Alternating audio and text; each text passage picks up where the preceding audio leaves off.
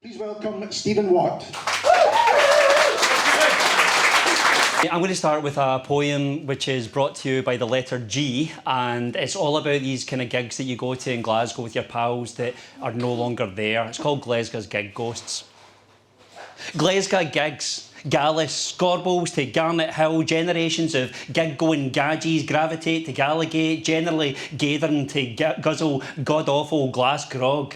Gammy legs and glow sticks gel, giving generous gunshots to God, in your cell. Glaikig groups gawp his gear, amps, guitars are glamping, gallant aft to Gumtree. Guaranteed gratification. The greatest gigs gash your gub, then guide to a grotty, gaffer, garden, guffin of grass, where your gang greedily gnash grilled grub out of a gawk. Glory be the Glasgow gloom, gyrating ghoulies like gaunt, gangly, gingerbread gargoyles full of gusto and low-grade gear. Grasp your glass, here. Greet our grey, guttered ghosts guising in Glasgow's gloaming gales. Good guys, gone, but nae got over. Cheers. Thank you. My next poem is specifically with one nightclub in mind, but I don't want to kind of tarnish your own memories from this, so I'll just give you the title and you can make up your own minds. This is called Scumbag Nightclubs. Did somebody say the moon? If anybody hasn't been to the moon, by the way, it was the gentleman outside in Sucky Hall Street dressed as a gorilla or a spaceman, and a lopsided grin exhibits contorted teeth which wouldn't touch the chocolate on a curly whirly. This rite of passage leads down a written off passage where a glory hole in a public lavatory is being depicted as a cloakroom. And it's 50-50 if you will ever see that jacket again. When the stale smoke machine unclogs, a sinister forest of disagreeable critters emerges in the form of sweaty Ben Sherman shirts or mini-skirted miners, and you swear you see Peter Sutcliffe licking his fingers, then writing your initials on his greasy mirrors inside a deformed love heart. Someone wears a tux and slugs, Smirnoff ice and plastic tumblers because glass is forbidden in here. Dealers mix in with tourists, keeping themselves to the edges or in the darkened corners where teenagers become careless with their Velcro wallets and fake designer purses, and music reverberates like air-raid sirens where a bombing would be a blessing. All bad habits are dancing on the toffee pudding carpets where uneven bowling shoes eternally lie abandoned, and if it wasn't for the uploaded pictures taken on friends' camera and social media or an inherited whiff of cool waters, you would swear it never happened. Nobody is ever refused entry, whether they are wasted on chemicals or drugs. Yet we take our lives into our hands each time our broken down plans lead us through the doors of these scumbag nightclubs. Cheers.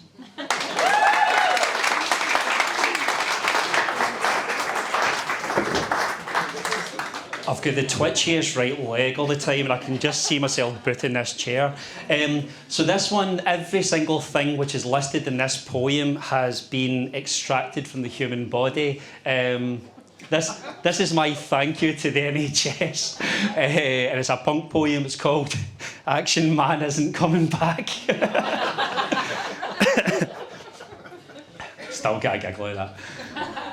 Candlesticks, headphones, bike reflector, cell phones, crack pipes, cotton balls, colour pencils, Barbie dolls, toy wands, scented soap, deodorant cap, dominoes, coke bottles, dumbbells, prosthetic eyeballs. Explain that one to the hospitals. Frozen hot dogs, light bulbs, chess piece, a ripe banana, shot glass, nail files, a Wi-Fi router antenna, toothbrush, drumstick, cigarette and lighter, remote controls, dildos, a Donny Osmond poster. Explain that one to the doctor. Vibrator, turkey baster, perfume bottle, coat hanger, screwdriver, rock salt, earbuds, condom wrapper, fidget spinner, plastic spider, action figure, laser pointer, tape dispenser, egg timer, plastic sword, thermometer.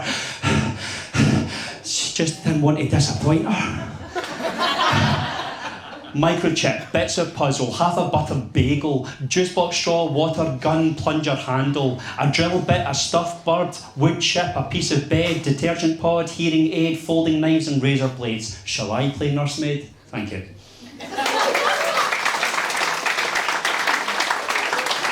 Cheers. I recorded a couple of poems for Cam Glen Radio and they chose not to use that one. Stephen Watt, everyone. Just the 3 hiccups. Now, next up, Julie Rea is a writer whose stories work on the page but work even better live from what I've seen, and you're going to find that out now. She's someone who can make you laugh and cry, often within the same sentence. Please welcome to stage, Julie Rea.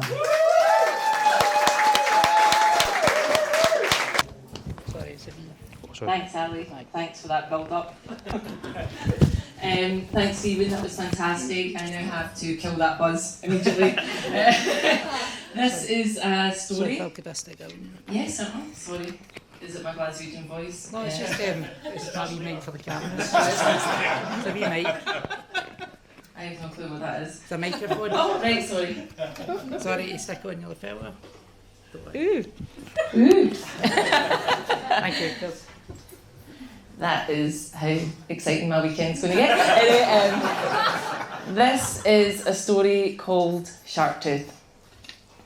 It's the thud, thud, thud on the front door at 2 a.m. that makes you jump out of bed. The police barge in and drag your brother from his room. He's in his boxers, arms cuffed behind his back, and your heart feels like a grenade, and you're screaming, and so is your ma, and your da is comatose in the bedroom.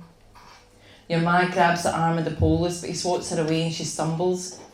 What's he done? She shrieks, and they say he was thieving, and his lip is burst, teeth the colour of ripe plums. You hear the smack of the baton as it whacks his jaw, and your ma swears he was here all night, and he was. This time he really was. But they're piled on top of him now. All you see are the dirty soles of his feet. His ribs sound like knuckles being cracked. And your ma keeps you off school the next day.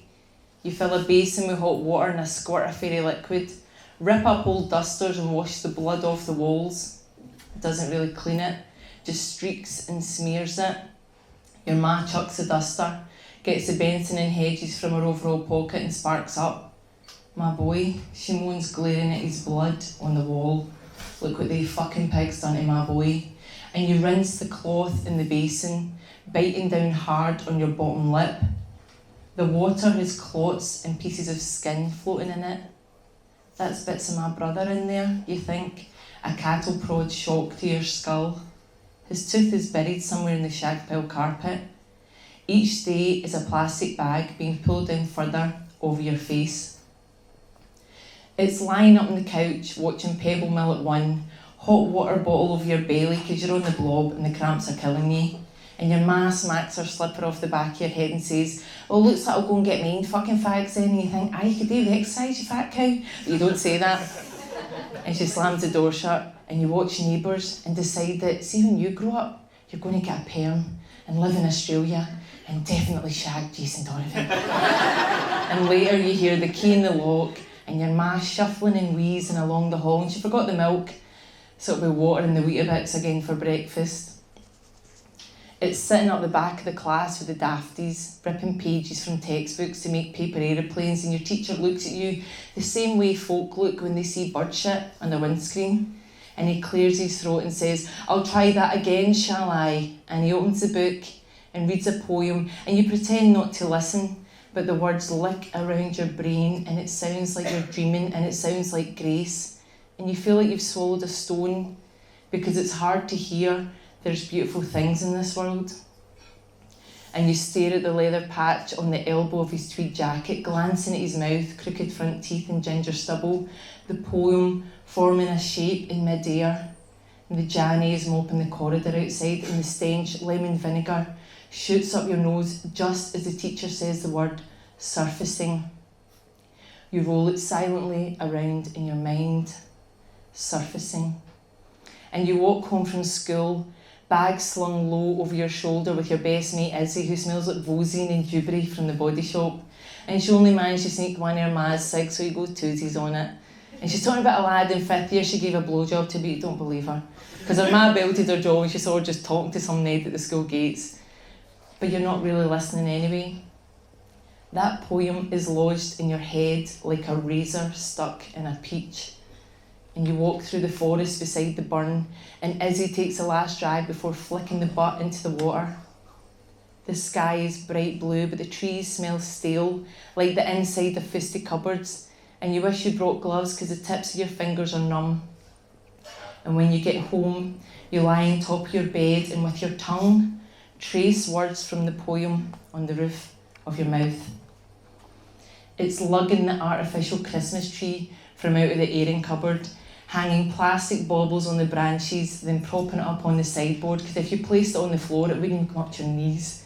And your dad, slumped low in his chair and still wearing his leather jacket because he forgot the bookies was shut the day, gets weepy for the Queen's speech. What a woman, he says, chucking his empty can into the fireplace. What a woman. And you wrote your brother a card, but you don't know the address of the jail, so you just put it under his pillow. And your ma wears sunglasses in winter, and it's not because she's going on a skiing trip, it's to hide the fuck off bruises underneath. In a week, says your ma, it's a new year, a brand new year, but she's saying it like the chemo isn't working, the cancer's spreading, the cancer is spreading.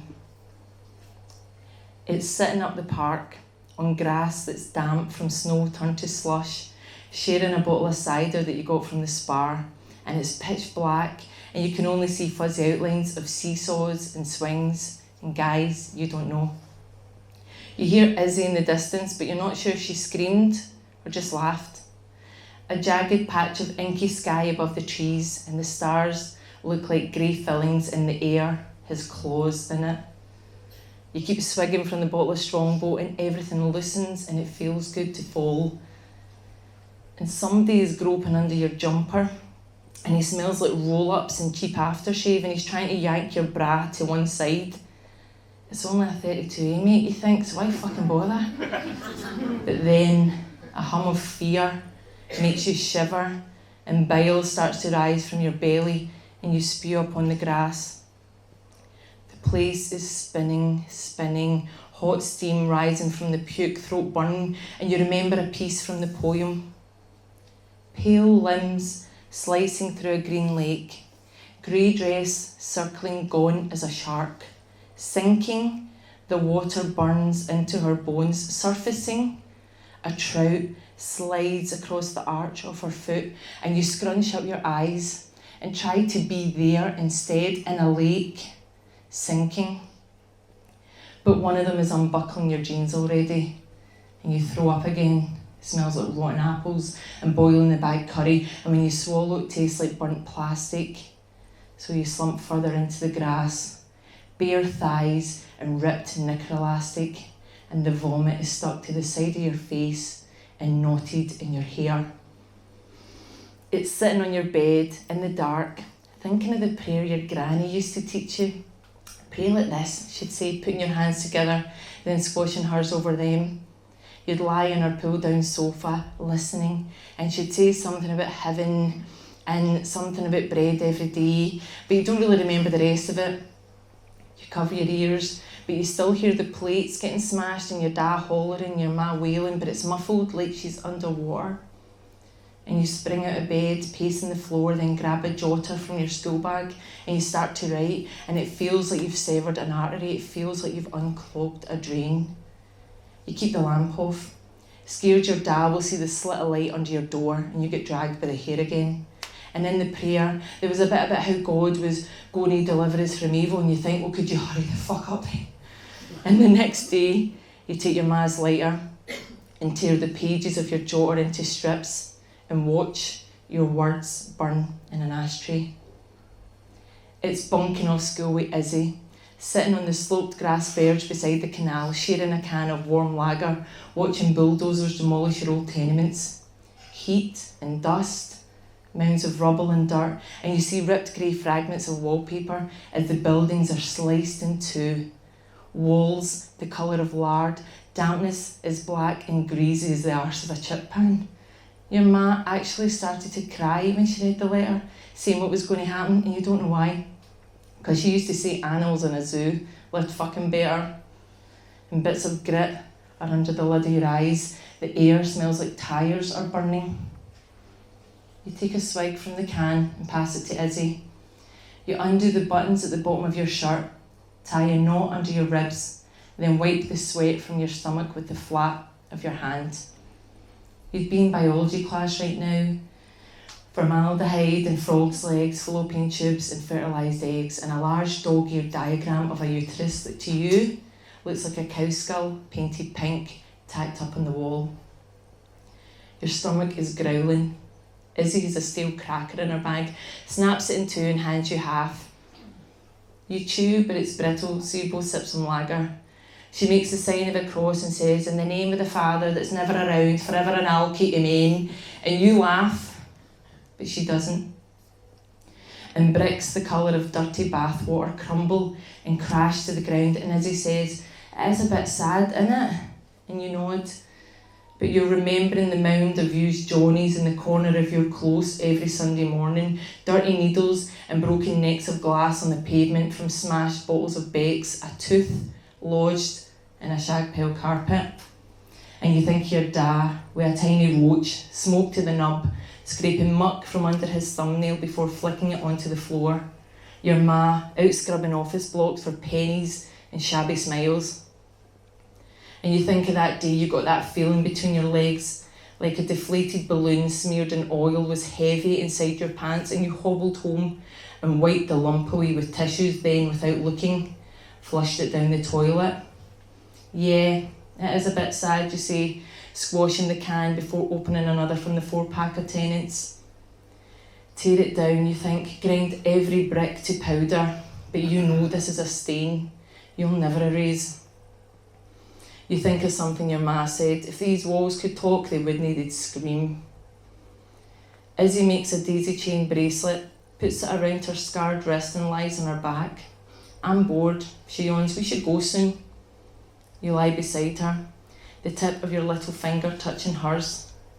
Her eyes are closed, lank hair fanned out on the grass, she's drowsy from the jellies. A digger pounds and grinds at the concrete blocks, causing a flurry of grime and soil to swirl around you, up your nostrils and down your throat, and you splutter and cough. A torn scrap of wallpaper, of yellowed ferns that once were green, catches under your shoe, and you strain to hear Izzy's raspy breathing. It's a thin rope that you cling to because you share the same air, you and her, you share the same stink, and you can't even remember that poem anymore. "Yeah," you say, leaning over to wipe the yellow drool from her mouth. "We really should go." Thank you.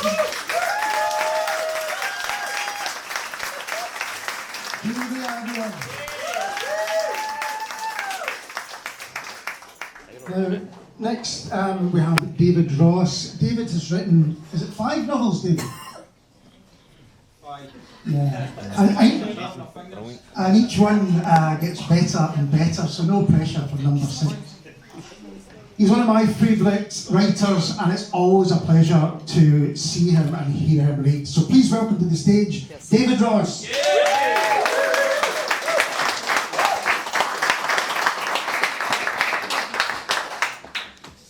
Clip this on you again. I'm from Kilmarnock, so I'm used to electronic tags. That's going home with me later on, and it'll be on eBay tomorrow morning. I wasn't really quite sure what to read tonight to honour George, so I thought I'd do what never happens at these things, and I'm going to give the host the choice. So a choice of reading. I'm not going to read both of them, incidentally, so don't panic, don't worry. In the blue corner we have, in the spirit of Henry Miller, of whom you'll hear more later on, a fairly deviant sex scene. Yes! And we're beginning to learn a lot about each other already. And in the green corner, in the spirit of George's musical heritage and his DJ life and his past musical background, there's, from 1976, a fairly hellish trip down to England for a young band going towards the equivalent of Opportunity Knocks. So, in a question that I'm sure is going to be familiar to a lot of people in here, George, what is it to be, the sex or the fish and chips? Sex all over. Fucking hell. Okay, for those of you not in my family who might be concerned and uncomfortable by this passage, the safe word is heatwave. Can't quite believe I'm going to be reading this passage, but here you go. So just a wee bit of context, as I keep saying whenever I do these things, the novelists have got a really tough job. You know, the short story writers, great though they are, like Julie, and the poets, brilliant though they are, like Stephen, they'll explain what they're doing in a context that has a beginning, a middle and an end. Unless I was to stay here till Sunday, I couldn't read you the whole book. So I have to explain a wee bit of a context until what this is about. Not too much. I want you to go and buy the fucking thing. But basically, what's going on here is a 50-year-old paraplegic man in Ibiza is having an illicit affair with a woman called Esther Soler, who has one leg, and she's also the wife of the local police chief. That's a fucking laugh a minute. Not an insight into my private life, by the way. Right, here we go. Where have you been? She's a little irritated. Ach, it was Bobby. He's gone a bit. Hammy circles a pointed finger at his head, wide eyes going in different directions. Local? Asks Esther. Aye, Hammy laughs. Fucking local, that's the very word. We need to do this quick, says Esther. Hammy knows not to correct her. He gets the message. She's driven out to the agreed location. It's 40 minutes to the north from Can Germa on the PM 812. He's followed her written instructions and has arrived at a remote farmsteading close to San Juan de la Brita. Hammy has seen most of the island, but he hasn't been near here before. Those in the order from the south of the island use locations in the north for their activities, and vice versa. Although lately, Hammy and Esther have been meeting to make plans at a small bar close to Bobby's villa, Esther Soler has been kept waiting for over an hour. Hammy, even more than usual, is happy to do as instructed.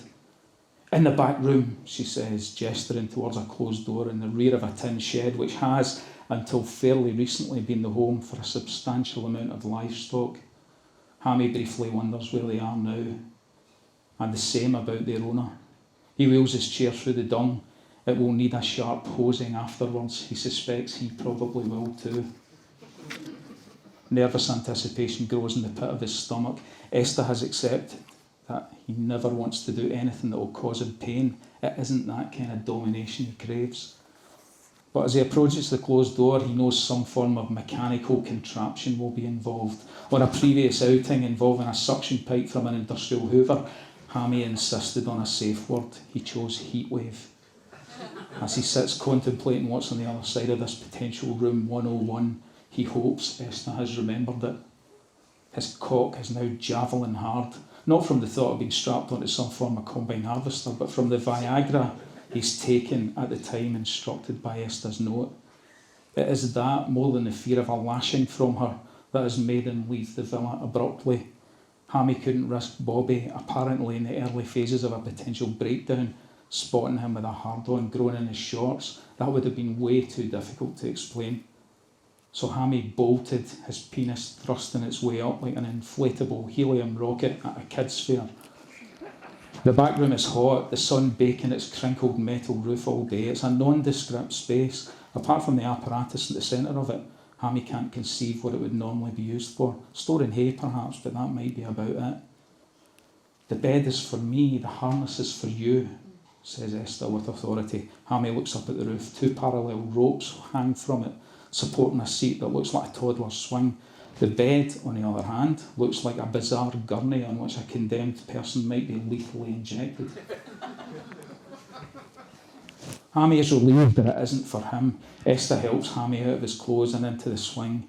He is naked. The ropes have a little stretch in them and he bounces up and down a bit while she undresses herself. She then parts the legs of this modern day stretching rack and her plan becomes instantly clear to Hammy. Supported by the sling, Hammy will enter her from behind while she uses the electronically controlled base to manoeuvre her vagina to a level so that Hammy can easily swing into her. This is maybe the right point to highlight that I am available for kids' parties.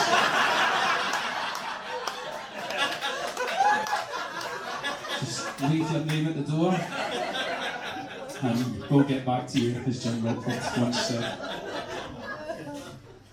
I lost my place now.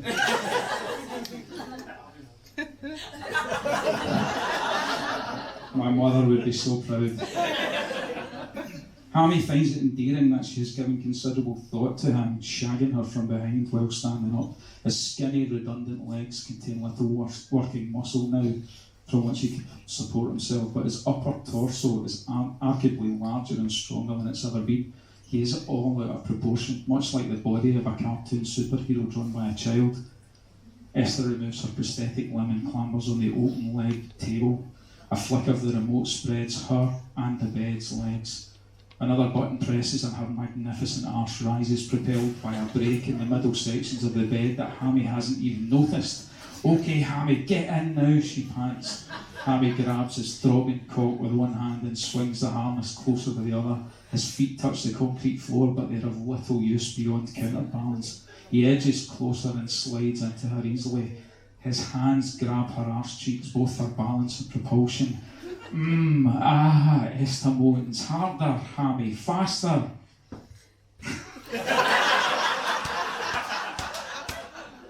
I'm just trying to be all serious then. Stop fucking laughing. Hammy grabs his throbbing cock with one hand and swings the harness closer to the... Oh, sorry, I read that bit.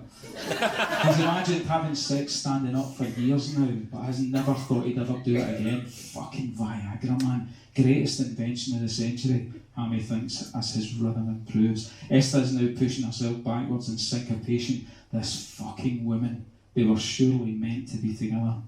Despite struggling to get off a consistent pendulum or purchase, Hammy's confidence is growing. He decides to pull out of her, swing back, and then re-enter her on the downward curve, as if he was one of the flying Valendas. She moans loudly as he pulls out and pushes back her sweating arse. He sniggers at images of Billy Connolly's most famous joke materialise, but he has pushed too hard and the swing has gone back too far. The bed also rolls forward slightly on tiny wheels that Hammy hadn't even noticed. His weak and ineffectual feet now off the ground, he overbalances and tips forward like the star of an X-rated Punch and Judy show being operated by drunken puppeteers. The back of Hammy's head is now where his cock has just recently been. His wasted legs flail around as the blood rushes downwards towards his head. There's a Spanish bit here, I don't actually know how to pronounce it. Dios mío, has que pasado este bien.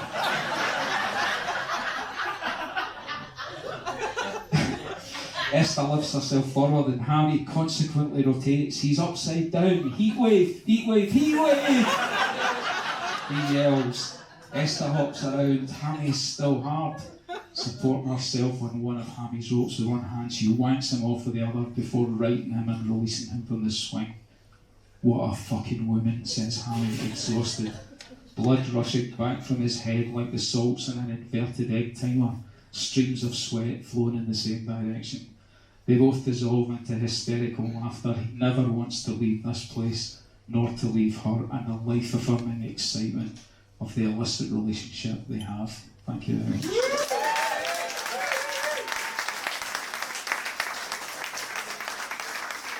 Just to say, sorry, on behalf of the three of us, thanks very much, George, for asking us to do this. I hope the night goes well for you, and the book flies off the shelves at the back there.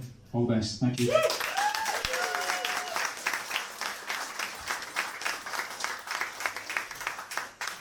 Why did you want to write a novel, and then specifically, why did you want to write this novel?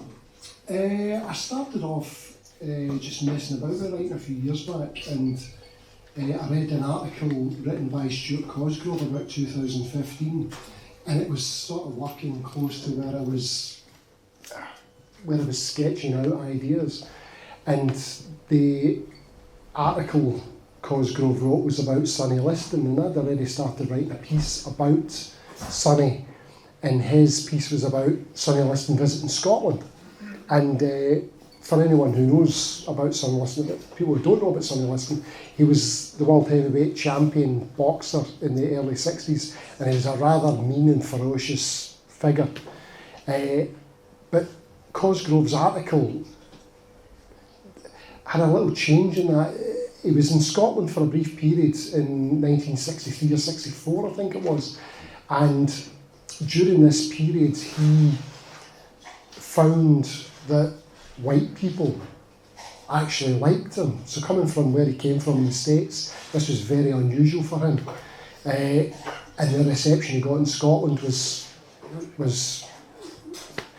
a revolution in his mind. So I decided to write a piece about Sonny from that, and I was also writing another piece at the same time about Henry Miller. And towards the end of his life, Henry Miller started writing and corresponding with a showgirl named Brenda Venus. Right. And he wrote a bunch of letters to her. So he was 50 years older than her, but he was writing these letters back and forth to her. And I'd started writing a piece called Henry Miller's Final Erection. And it was a bit of a comedy, love story thing. And from then I read another article which was about friendships, unusual friendships, and one of the unusual friendships I read about was Andre the Giant and Samuel Beckett. These two people, very, very different people, had a genuine friendship. Back in the 50s, Andre the Giant, his father worked on Samuel Beckett's farm, and they became friends and they bonded over cricket. So I thought, unusual friendships, Henry Miller, Sonny Liston, and it just sort of pieced it together from there. Does anyone know who Andre the Giant is? Yeah, okay. Princess Bride. Yeah. Does everyone know who Samuel Beckett is? Sure. Princess Bride 2. Look at this one. Surely they know who Samuel. Waiting for the Princess Bride. Is there aspects of you in the novel, maybe in terms of ideas or points of view or anything like that? I have to say to my wife, no. I don't think. No, there might be aspects of Henry Miller that I've adopted some of my own traits and put it into Henry Miller's, but no, I don't think there's too much of either Henry Miller or Sonny Liston for that matter in me. But we should say there's other characters going on as well. It's almost, when you read it, like two different books, is that fair? I think it's a number of different stories. Maybe 3, 4, yeah. It's a journey. It's something. You find that in the story there's, if you have read the story, if you haven't read the story, there's it's a story within a story, so to speak, and a number of characters appear that are real, a number of characters appear that aren't real. So it's I'd say there's a number of different stories working in conjunction with others. Well, I think you've intrigued people enough that we could maybe have a reading. So could you read a bit from it? Sure. And I have to say, I've never done this before, so this is all very surreal. So I'm going to give you a wee bit of context, as David was mentioning earlier on. It's, for authors and writers, it's important to give you a wee bit of context, because otherwise you're not going to know what the fuck I'm talking about. But we're going to set the scene. It's back in Paris, 1938. An infamous writer, Henry Miller's life has just been given a massive shake. Fingered for a murder he didn't commit, he's been press-ganged into the service of Parisian crime lords Etienne and Benoit Castagna. And to get him out of this mess, they've sent him on a train to Marseille with a priceless artefact and a warning to remain on his guard. All is going well and according to plan until 3 Hungarians enter his train compartment, and his suspicions are well and truly roused. So that's what I'm going to pick up. Oxy immediately stood up, straightening his creases and buttoning up his jacket. Elizabeth yawned. She said something to her husband in Hungarian which I couldn't comprehend, but clearly wasn't for moving. And if she was staying here with all I had to protect, then so was I. He looked at me as he was talking, still smiling. This was either part of his grand scheme or he was legitimately suffering from some form of medical ailment. Chronic cretinism perhaps, I don't know. Oxy left and Tibor followed suit, stopping only to say, "Have fun," with that stupid expression, one I still recall decades later, all over his bulbous face. Then there were two. Elizabeth finally removed her coat, revealing her thick-set but voluptuous figure. She smiled at me and I smiled back. For someone as young and as desirable as Zena to be attracted to a middle-aged man with my supporting actor looks was welcome, but strange. Sure, it was no Ronald Colman, but in fairness, neither was a betrothed. Elizabeth was precisely the kind of woman I'd expect to come on to me, but is there $1,000 and some sort of priceless artefact in my person, not to mention the proximity of her tooled-up husband, I thought it best not to engage in any japery at this stage. And anyway, a grand of the folding stuff would get me any number of clean whores of a decent vintage in Marseille. But Elizabeth kept smiling, not the imbecilic beam of her husband, a definite come-on smile. She spent the next few minutes rearranging her personal effects and her clothing in an attempt to ensnare me. Nothing doing, I maintained. Even her tiny hat, which was held on by the longest pin I'd ever seen, was removed. As I'd only mild interest in the Swiss-German business news, the one name I recognised was that of Friedrich Glauser, was in an article which made no sense to me. I admitted defeat in my attempts to read the Tagesanzeiger. I folded it up and placed it on the table. My attention needed to be diverted into something constructive. My notebook, which was in the bag in the rack above her head, was going to prove to be a formidable challenge. Quick as you can, Henry, I thought. I stood up in front of Madame Tibor, and as we approached one of the several tunnels the train had to pass through in order to reach the town of Lyon, entering the tunnel, the compartment went completely dark. At the same time as I grabbed my bag, she could have mine, all of it. I pulled back, but this game broad held tight. I can't recall which sound I emitted at this stage, probably a howl for help, but nothing was forthcoming. I looked towards the door of the train, but ventured back into light. She'd undone at least 2 of my buttons before I managed to force myself backwards, landing on my seat with a bounce. In an instant, she was beside me, lapping at the side of my face, trying to get her meaty hands into my trousers. Her stocking legs were like shanks of ham, tightly strung with diamonds of flesh, squeezing out of every bind, and her chosen scent, Ode the Dead Orchid, was frankly off-putting. She was all over me like an insanely frisky hound, but gentle, man will be man. I confess that I couldn't help but become aroused. Firstly, by the close intimate friction, and secondly, by the imminent and probable danger of being caught. If Tibor returned to the compartment right now, he'd either pistol whip me or his bulbous head would pop like a child's balloon. Either way, this couldn't end well. Madame Tibor hitched up her skirt and straddled me, wrenching out the head of my member from its cotton bondage. She brought down her entire weight upon me and let out a primal moan. A couple of strong thrusts and I was spent, but she kept going, determined to draw every last piece of me, like the mephitic Magyar succubus she was. When her breathing slowed to the rate of mine, she disembarked and straightened herself out. She took her seat again, opposite me, behind the door. If Tibor and Oxy returned now, they wouldn't suspect a thing, apart from the pool of post-coital drool which had just been deposited on my lap. Damn, I said, trying to mop up the evidence before Elizabeth's party arrived back with stocked with booze and cigarettes. Elizabeth leant over to me, handkerchief in hand, in an attempt to clear the evidence. I batted her away. That's how we get into this fucking mess in the first place. Thank you.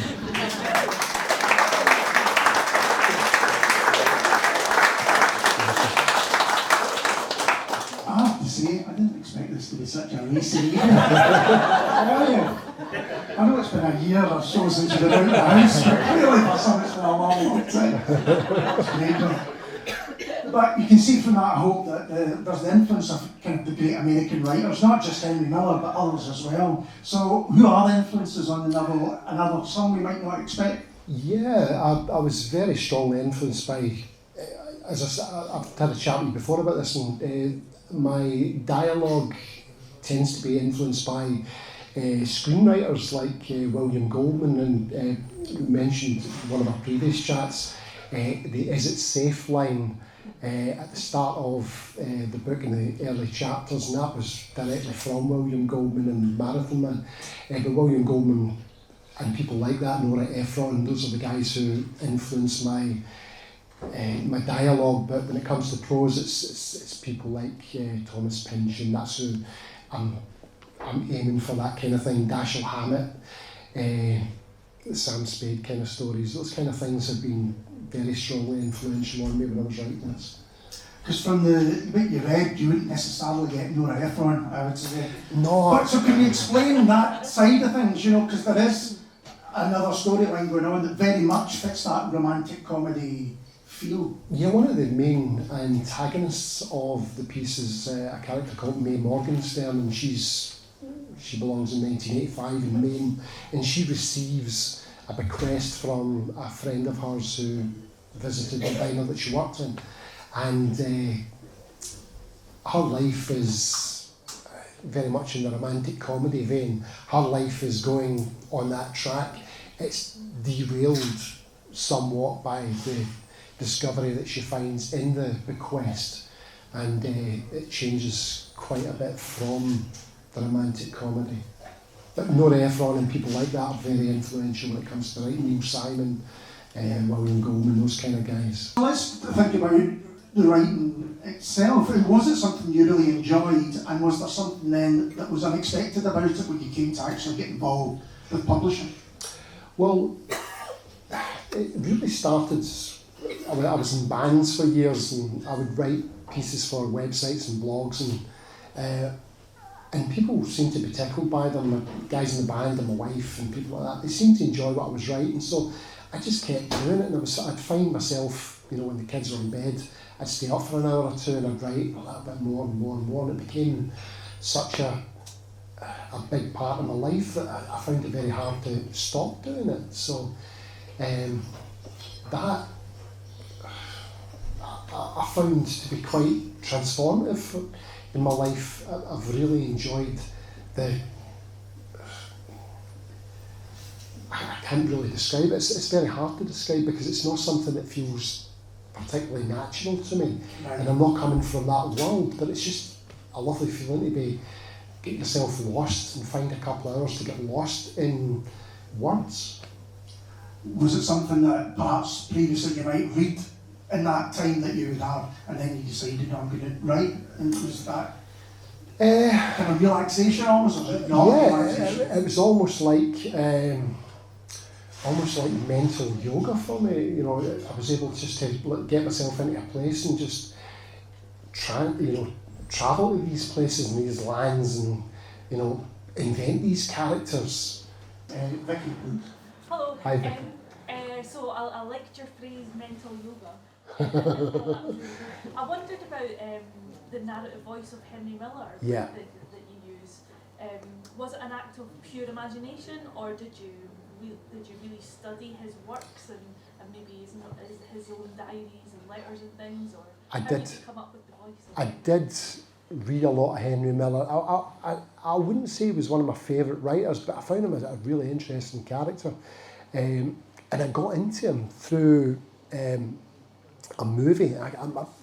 Films are a big thing for me. I'm really drawn to movies, and I see things cinematically. So I got into the movie Henry and June, and Fred Ward, the American actor, he played Henry Miller. I got a muscular version of Henry Miller, not at all what Henry Miller was like as a scrawny little Brooklyn whiner, That's really, if you ever see interviews with him, he's like, this guy, really?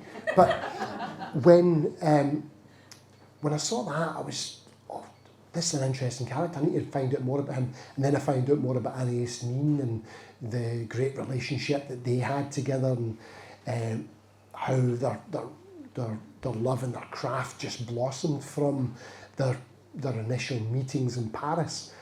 And I thought, right, I need to learn more about this guy. I need to read more about him. So a lot I read, I was like, okay, I get it and I don't get it. But for me, it was, I could see where the beats were influenced. Guys like Kerouac and all those fellas, they were all even the guys like Hunter S. Thompson, you could see where the triggers came from, and it was guys like Henry Miller. So I thought, I like this guy, there's something about him, I need to work on him. So I read a lot of his early work, the Nexus, Sexus, Plexus, Colossus Amorusi, and Quiet Days and Cliché, all that kind of stuff. But then when I read his letters to Brenda Venus towards the end of his life, it's one of the last things that he was writing was these letters. And his voice had changed completely, very reflective, it was still playful, it's still playful Henry Miller, but it was a lot more reflective and confessional. So I liked that, so I used a lot of that, the styles, but I also used a lot of Dashiell Hammett's, Sam Spade, those kind of internal dialogues and monologues and things. I used a lot of that when I was writing him, and I, in my mind, when I was writing, I had him sort of pitched. My picture of Henry Miller was as a sort of sexual Indiana Jones with the voice of Clive James. That's how, in my head, it was nothing like that, but that's in my head how I felt he was. So that's where I went with it. When it came to publishing it was one of those things that was such a distant prospect. It was like, I'm just happy to have written it, I'm glad I've got the manuscript in my hand, and I remember going out to, I met Stephen Cameron and his partner Jan in Byers Road, and we went for a coffee last October, November I think it was, and we started chatting away, but Jan was very interested in the idea that I was talking about, so from then Stephen and I would go for walks and stuff, and he would occasionally ask me, how's your story coming along? Yeah, it's almost done, it's almost here. And I got to a stage where I have a look at it, I don't think it was intended to publish it, but it was a case of like, let me have a look at it, and I can, if I know any publishers, I'll try and put you onto the right ones, I'll point you in the right direction. I spoke to a few guys, David F. Ross there as well, very, very helpful in the process too. And so Stephen said to me, I'm not interested. I don't want to, I don't read fiction, and I'm not a fast reader, but let me have a look at it anyway. And he sent me a message later that night. I sent him a picture that night of the bottom of one of my manuscript pages. It was page 77. And he says, we need to talk. Right, so we had a chat afterwards, and he was like, this is fucking sensational, I love this, I'm really into this. So from then on it was, all right, okay, well, that's the publishing sorted out. You just haven't been reading the right novels. Honestly, it's bizarre, because it was one of those things that's like, will it get published? Will I find a publisher? I know David Ross has talked about Arenda and his journey to be published with Arenda. It's quite fortuitous for him. It was not, he wasn't pushing his book to be published. They sort of just almost offered it to him. And it's almost been the same with me. I've been really, really fortunate. And you must be really proud when this came out, because it's an absolutely gorgeous item and book. He's done a fantastic job publishing it, designing it, putting it together. I have to say, all the guys into the people who have read it, with Jan, Loretta, John Welsh up the back there, John, my wife Lisa, who proofed it and edited it.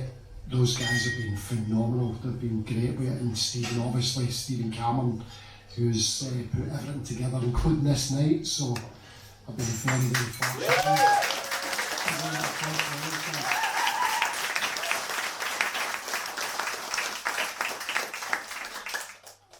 Well, I think that is the perfect place to wrap up this bookie part of the evening, because there is lots of great music coming later on. If you could stay in your seats just now, I'll let George get up to the back so he can grab a seat and then get his pen, make sure his pen's working, and I will sign all the copies that everyone buys. We're going to have a half-hour break, so you can grab a drink at the bar, have a chat and all of that. But James Brown as Annie will be back at 9:15, and you don't want to miss them.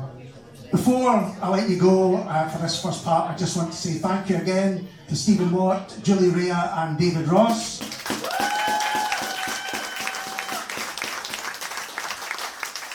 Thanks to the Admiral and to Into Creative for putting this night on, and to Paterson's for selling the books. But most of all, a huge round of applause to George Paterson.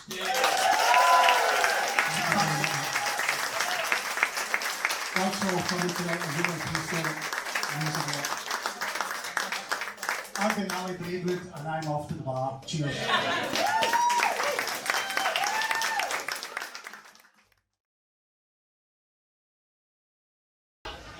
Is Mr. George Paterson in the house? Where is he? I'll see you, I'll see you. Get up on the stage.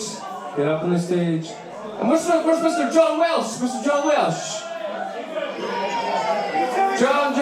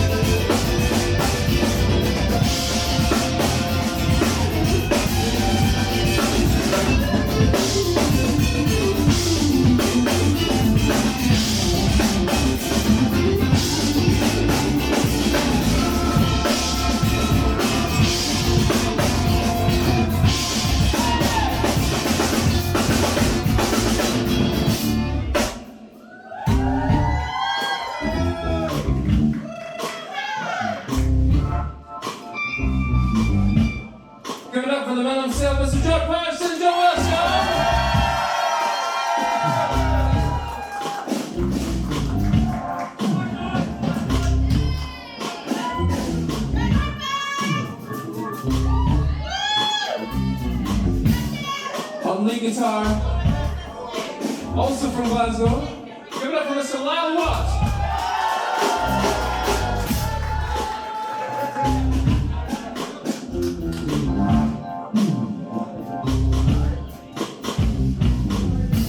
And on the drums behind me, all the way from Inverary in Aberdeenshire, Mr. Jamieson.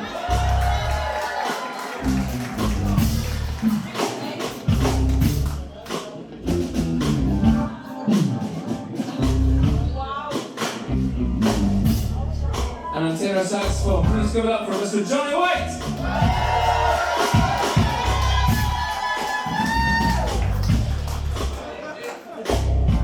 And on electric piano and lead vocals, give it up for Mr. Eddie Miller.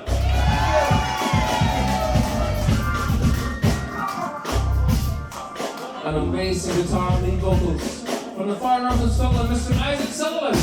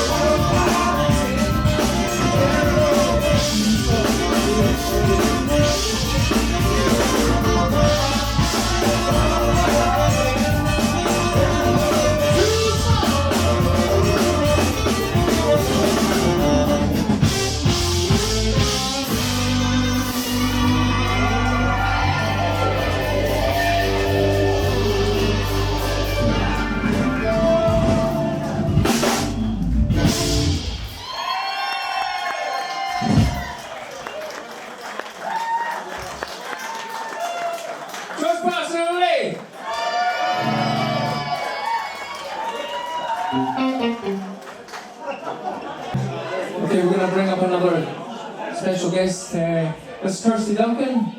She's going to join us on this next song called Popcorn.